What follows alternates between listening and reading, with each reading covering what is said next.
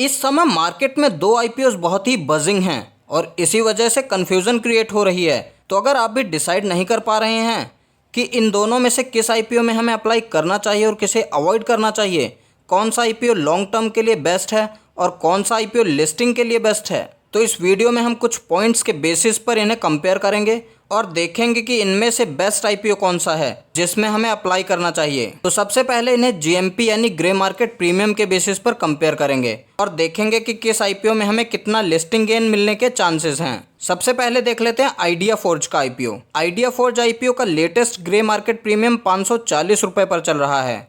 22 shares का एक lot है, तो इस हिसाब से 11,880 रुपये का एक लॉट पर आज की तारीख में प्रॉफिट होता है। अगर इसे परसेंटेज वाइज देखें तो 80% के लगभग ग्रे मार्केट प्रीमियम आज की तारीख में चल रहा है, जो कि बहुत ही बढ़िया कहा जा सकता है। दूसरी तरफ है साइंट डीएलएम आईपीओ। इसका लेटेस्ट ग्रे मार्केट प्रीमियम 110 रुपये पर चल रहा है। अब क्योंकि साइंट के आईपीओ में एक लॉट में 56 शेयर्स हैं, तो कुल प्रॉफिट 6,160 रुपये का होगा। परसेंटेज वाइज कैलकुलेट करें तो लगभग 40% पर लेटेस्ट ग्रे मार्केट प्रीमियम चल रहा है।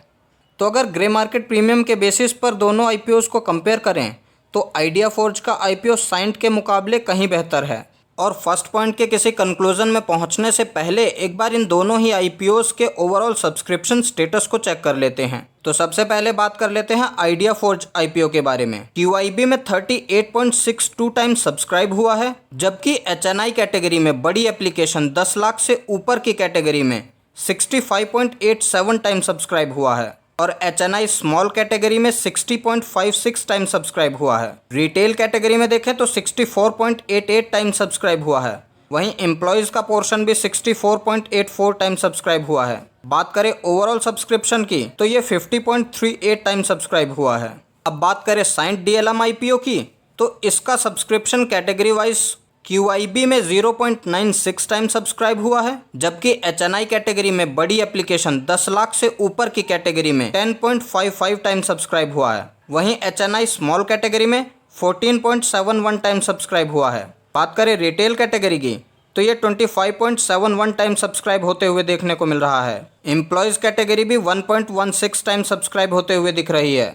वहीं इनका ओवरऑल सब्सक्रिप्शन देखें तो 8.10 टाइम सब्सक्राइब होता हुआ दिख रहा है। अब क्योंकि आइडिया फोर्ज का आईपीओ 26 तारीख को ओपन हुआ था तो ये 3 दिन का डेटा है। वहीं साइंट डीएलएम का आईपीओ 27 तारीख को ओपन हुआ था तो ये 2 दिन का डेटा दिखाता है। एक बात नोट करने वाली यह है कि आइडिया फोर्ज का आईपीओ मिलने के चांसेस साइंट डीएलएम के आईपीओ के मुकाबले काफ़ी कम हैं। मतलब आइडिया फोर्ज का आईपीओ अगर आप अप्लाई करते हैं तो लिस्टिंग गेन बहुत अच्छा मिलने के चांसेस बने हुए हैं, लेकिन अलॉटमेंट के चांसेस बहुत कम हैं। वहीं साइंट डीएलएम का आईपीओ देखें तो उसमें लिस्टिंग गेन आइडिया फोर्ज जैसे ज़बरदस्त नहीं है, लेकिन उसमें अलॉटमेंट के चांसेस आइडिया फोर्ज के मुकाबले ज़्यादा हैं। तो डिसीज़न काफ़ी टफ है। अब ऐसे में हमें क्या करना चाहिए? तो देखिए दोस्तों, वैसे तो आपकी फ़र्स्ट प्रेफरेंस होनी चाहिए कि आप दोनों ही आईपीओ में अप्लाई करें, लेकिन अगर आपके पास इतने पैसे नहीं हैं और आप इन दोनों में से किसी एक आईपीओ को सिलेक्ट करना चाहते हैं तो हमारी चॉइस आइडिया फोर्ज आईपीओ होनी चाहिए। इसके पीछे रीज़न ये है कि आईपीओ में अलॉटमेंट लॉटरी बेसिस पर होता है और जब भी कोई आईपीओ ओवर सब्सक्राइब होता है तो ऐसे में आपका लक फैक्टर काम करता है। तो जब लक ही काम करना है तो हमें ऐसी जगह चांस लेना चाहिए जहां अगर अलॉटमेंट मिला तो कम से कम हमें अच्छा खासा प्रॉफिट हो। बाकी आपकी क्या राय है, हमें कमेंट करके ज़रूर बताइए। सेकेंड पॉइंट में हम इसे कंपेयर करेंगे सेक्टर और बिजनेस के बेसिस पर। तो सबसे पहले आइडिया फोर्ज की बात करें तो ये डिफेंस सेक्टर से है और बेसिकली ड्रोन्स बनाने का काम करती है और ड्रोन बनाने में इस समय बहुत ज़्यादा कंपनीज़ नहीं हैं, यानी कि कंपटीशन लो है और साथ ही आइडिया फोर्ज के पास 50% का मार्केट शेयर है। अब ये जो ड्रोन्स मैन्युफैक्चर करती है सिक्योरिटी सर्विलांस के लिए, साथ ही इसके ड्रोन्स हाई क्वालिटी के होते हैं, यानी कि प्रीमियम रेंज के होते हैं।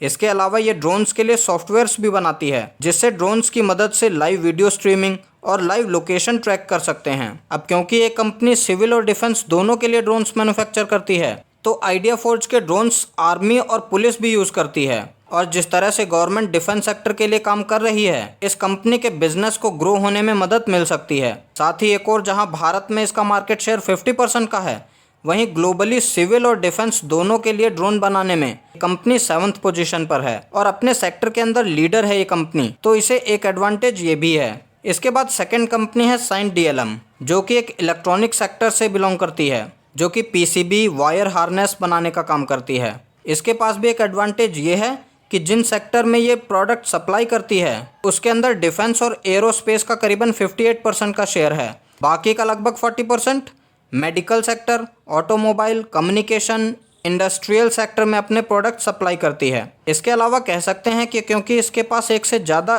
टाइप के कस्टमर्स हैं तो ये लॉन्ग टर्म में एक एडवांटेज हो जाता है। इसके साथ एक नेगेटिव पॉइंट ये है कि इस सेक्टर में कंपटीशन हाई है, यानी कि ऐसे प्रोडक्ट्स बनाने वाली लिस्टेड और अनलिस्टेड काफ़ी कंपनियां हैं। तो सेकंड पॉइंट का कंक्लूजन देखें तो आइडिया फोर्ज को जहां अपने सेक्टर में कम कंपटीशन का सामना करना पड़ता है, वहीं साइंट डीएलएम को हाई कंपटीशन का सामना करना पड़ता है। तो आइडिया फोर्ज को इस बेसिस पर भी साइंट के मुकाबले एडवांटेज है। थर्ड पॉइंट में हम इसे कंपेयर करेंगे प्राइस एंड वैल्यूएशंस के बेसिस पर। देखिए, जब भी कोई आईपीओ आता है तो उस आईपीओ के वैल्यूएशंस रीजनेबल होने चाहिए, लेकिन अगर हम आइडिया फोर्ज का आईपीओ देखें तो ये कंपनी कहीं से भी सस्ती नज़र नहीं आ रही है। अब क्योंकि ये अपने सेक्टर में लीडर कंपनी है तो ये प्रीमियम वैल्यूएशंस की डिमांड करती है, जो कि आमतौर पर सभी कंपनियां करती हैं अगर वो अपने सेक्टर में लीडर हैं।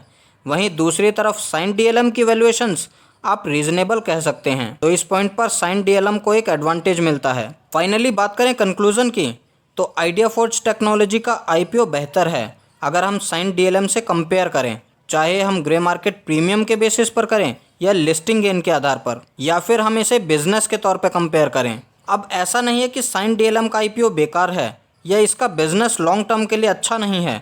दोनों ही कंपनियां और उनका बिजनेस लॉन्ग टर्म के लिए बढ़िया है, लेकिन अगर हम इन्हें साइड बाय साइड कंपेयर करें और सिर्फ एक को ही सिलेक्ट करें तो आइडिया फोर्ज का आईपीओ बेटर है। तो उम्मीद करते हैं कि अब आपको इन दोनों ही आईपीओस को लेकर कोई कन्फ्यूज़न नहीं होगा। अगर आपने अभी तक किसी भी आईपीओ में अप्लाई नहीं किया है तो इस वीडियो से आपको काफ़ी हेल्प मिली होगी। और अगर आप भी अपने अलॉटमेंट के चांसेस बढ़ाना चाहते हैं तो हर एक फैमिली मेम्बर के अकाउंट से आईपीओ में अप्लाई कीजिए, ताकि ज़्यादा से ज़्यादा एप्लीकेशंस में अलॉटमेंट के चांसेस ज़्यादा हों। और आपके किसी भी फैमिली मेम्बर के पास डीमैट अकाउंट नहीं है तो कमेंट सेक्शन में दिए गए लिंक से इंडिया के नंबर 1 ब्रोकर के साथ आज ही अपना डीमैट अकाउंट ओपन करें। वीडियो पसंद आया तो वीडियो को लाइक कीजिए, शेयर कीजिए अपने दोस्तों को और चैनल को सब्सक्राइब करके बेल आइकन को प्रेस कर दीजिए। मिलते हैं इसी तरह की एक और इंटरेस्टिंग वीडियो में, तब तक के लिए स्टे इन्वेस्टेड।